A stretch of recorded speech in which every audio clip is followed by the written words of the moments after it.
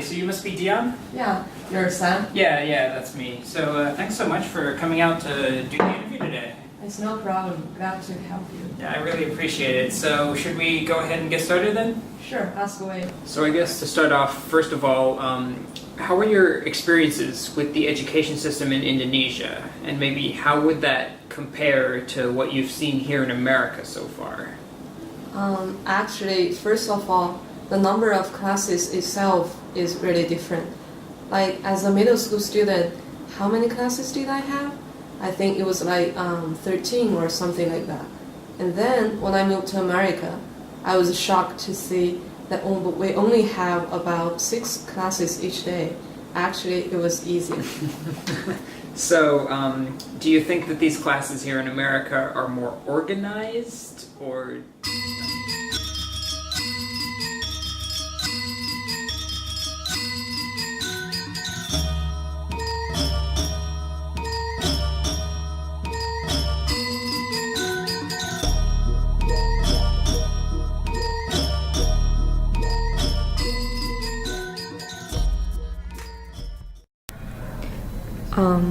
More not organized. In Indonesia, why are there so many classes?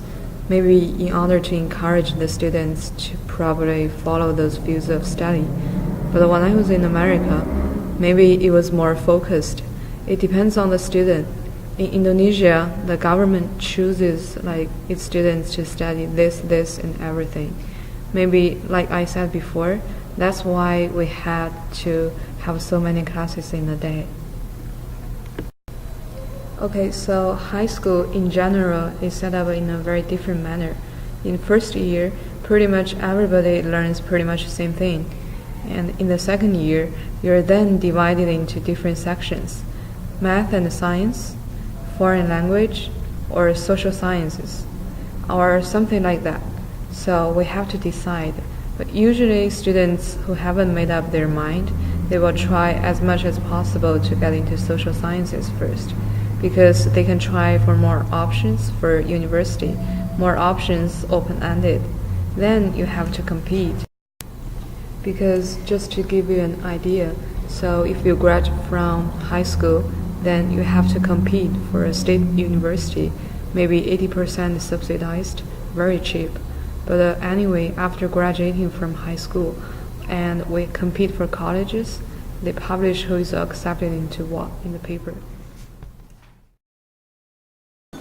So can you talk a little bit about how you interact with teachers here in America? Like, what is that relationship for you? Is it different from what you know about from Indonesia? Sure. In America, I prefer how the relationship is to how it is in Indonesia. Here, it seems to be much more relaxed and not nearly strict. So, strict. Can you maybe elaborate a little bit more on that? What do you mean by when you say that it's more strict? Well, here in America, we do a lot more discussion about the material, talking about it.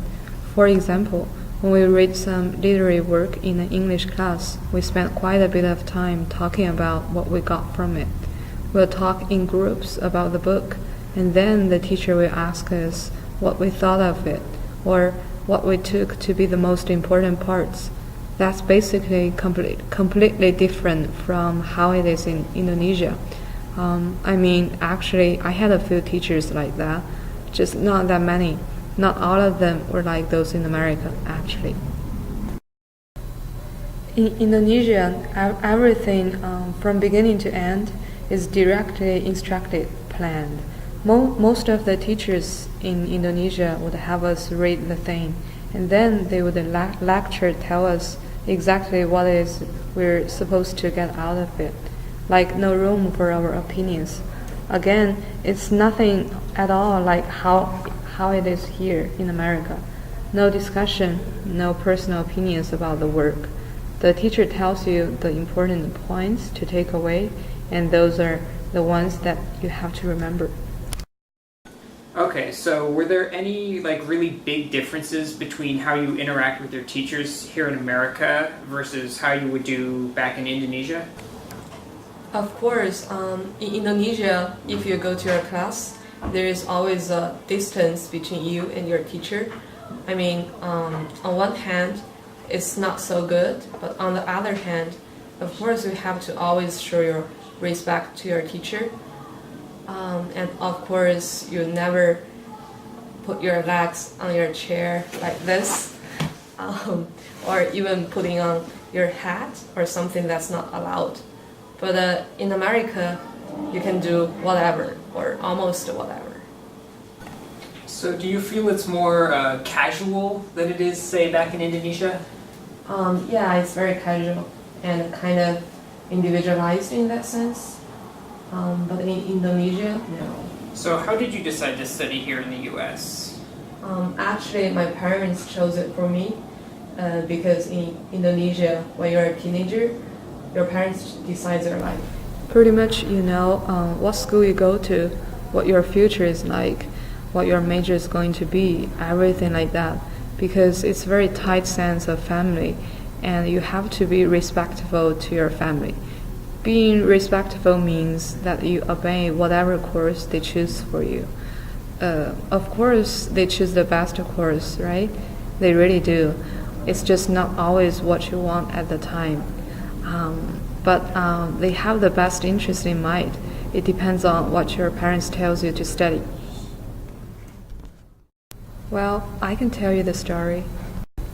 So, your mother and I have been thinking, and well, you know, that education here is not as good as abroad.